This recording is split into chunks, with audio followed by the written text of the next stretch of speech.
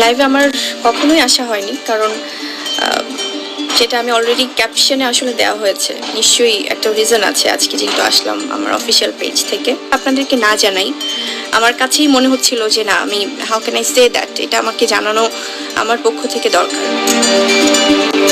দ্বিতীয়বারের মতন কন্যা সন্তানের মা হলেন অভিনেত্রী শবনম বুবলি।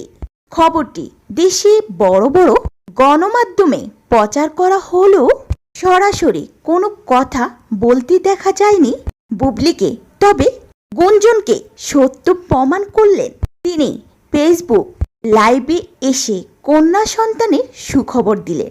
মনে হলো যে আমার অডিয়েন্সের সাথে, আমার এই ভালোবাসার মানুষদের সাথে, কারণ তারা এত ভালোবাসে আমাকে, তাদের সাথে কানেকশনের জন্য আসলে এটি খুব একদম ইজি একটা ওয়ে আমার কাছে মনে হলো। তাই আমি আজকের দিনটা মিস করতে চাইনি।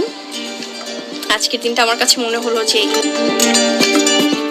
লাইভে বুবলি বলেন, আমি আগেই জানতে পেরেছিলাম এবার আমার মেয়ে বাবু হবে, তাই সবাইকে সারপ্রাইজ দেওয়ার জন্য খবরটি গোপন রেখেছিলাম।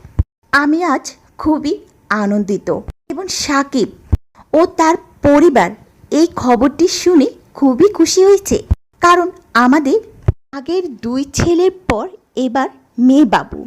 খবরটি যে কারোর জন্যই সত্যি খুশি।